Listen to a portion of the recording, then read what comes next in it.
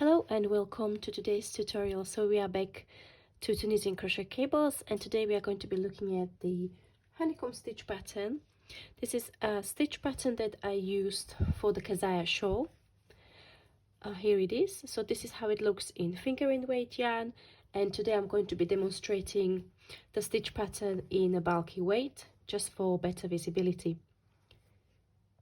So I'm not going to start the swatch from the beginning.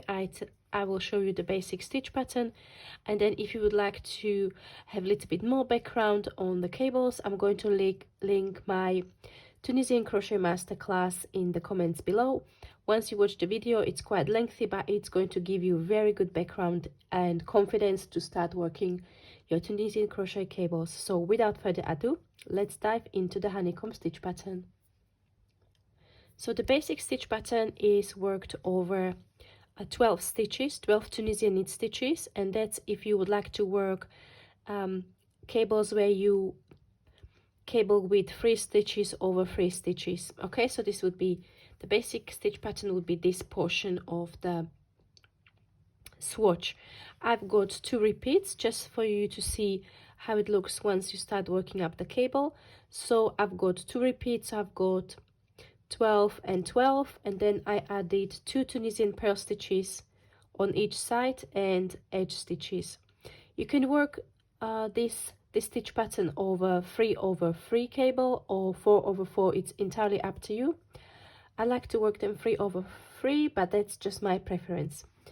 So I'm going to now work the first cable pattern. So overall the stitch pattern consists of 2 cable rows, and then rows which are called plain or relaxing rows, where you just work the stitch pattern even. So wherever you work the cables, you would work Tunisian and knit stitch throughout, and then of course whatever you are creating on your edges. So let's start. So I've got 2 Tunisian purl stitches to start with, and then I'm going to start cabling. So the first is left cross. So I'm going to be working first 3 Tunisian knit stitches or left cross, but this is also known as the front cross. So I'm going to take these 3 stitches from the crochet hook, place them on the cable needle, work the next 3 Tunisian knit stitches, and I'm holding this cable needle at the front, and then I take the stitches from the cable needle and place them back on the Tunisian crochet hook, like so. So this is the first. Now I'm going to continue with the right cross, or when I hold the cable needle at the back. So again we will work 3 Tunisian knit stitches, place them on the cable needle, and now the cable needle is going to go to the back behind the crochet hook, work the next 3 Tunisian knit stitches, and take the cable needle with the stitches and place the stitches back on the Tunisian crochet hook, like so. Okay, so what we basically created is now this first portion where the stitches are kind of coming together, and we will repeat this one more time for the second repeat of my swatch. So we started with 3 Tunisian knit stitches that will be held at the front, the next 3 Tunisian knit stitches, and we are taking the stitches from the cable needle and placing them back on the Tunisian crochet hook, and we are going to repeat this again. So we will have 3 Tunisian knit stitches, and this time we will be holding them at the back, like so.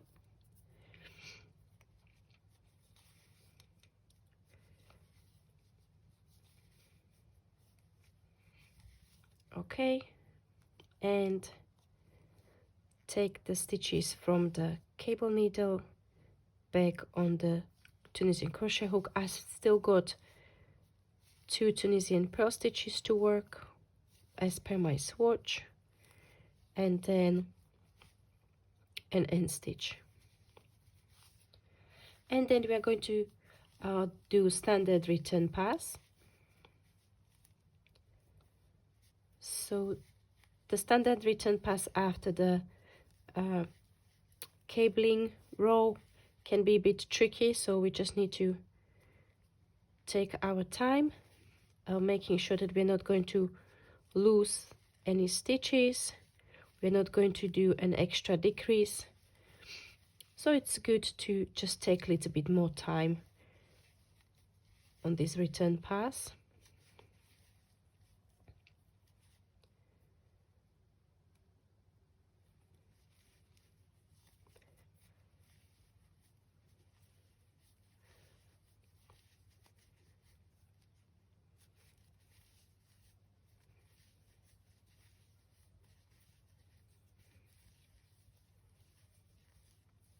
Okay, so the next row is the relaxing row, or the row where we just work, we won't work any cables, but we will just work Tunisian knit stitch where we had cables. So I've got 2 Tunisian pearl stitches to start with, and now we are going to work Tunisian knit stitches. The first row after the cabling row is again a little bit tricky because the stitches, we cross the stitches, we change the order, so they shorten and I pull the fabric in as well. So what I like to do, I like to separate the stitches with my finger just to see them properly, and then work the Tunisian knit stitches through this. If this is your first video watching Tunisian crochet, you just come across this on your YouTube feed. I've got videos which are more beginner friendly, so you can take this as an inspiration, and you can go back to my master classes and take it right from the beginning if you are intrigued by Tunisian crochet. Once you start, you won't want to stop, trust me. Okay, so we are working through these stitches slowly, just making sure that we're not going to twist stitches and we are not going to miss stitches or work them together. That can easily happen. Okay, and then I've got the last cabling portion, so the last cable,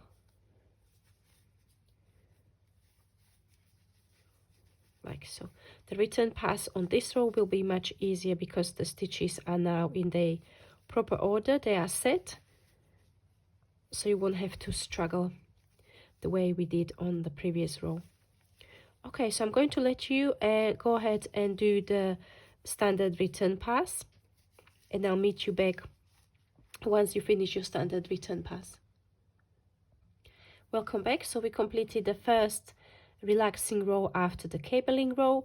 So on my swatch here, I previously worked 3 of the relaxing rows between the consecutive cabling row.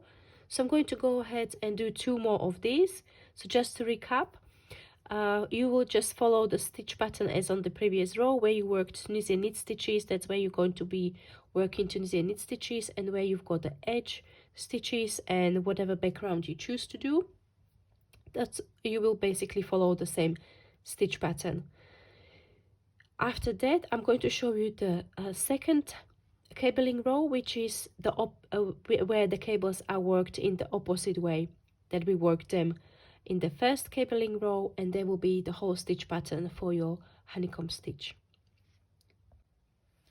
Welcome back. So we are on the second cabling row, and we are going to be working the opposite cables to what we worked on the first cabling row. So first we worked C6F and C6B. Now we will be working C6B and then C6F. So first we will start with working 3 Tunisian knit stitches.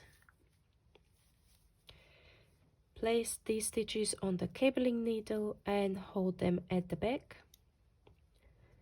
like so. work the next 3 Tunisian knit stitches, take the stitches from the cable needle and back on the Tunisian crochet hook, work the next 3 Tunisian knit stitches, place these on the cabling needle, hold this at the front, work the next 3 Tunisian knit stitches,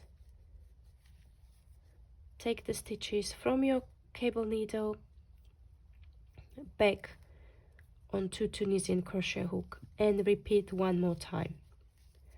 So we'll be working C6B, holding the stitches at the back first,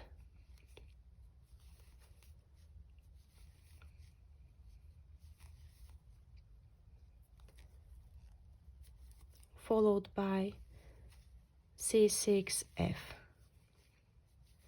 holding the stitches at the front.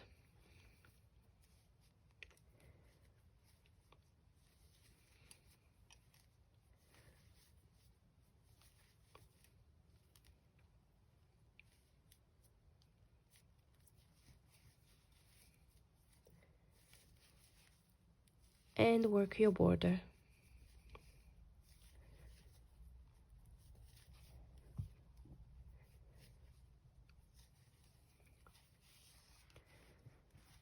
Okay, so this is it. This is how you work the basic honeycomb stitch cable. And then if you would like to work a sample that is wider, you will just add 12 stitches for the basic honeycomb stitch pattern repeat. Okay, thank you. This is it for today. I hope you enjoyed this quick tutorial.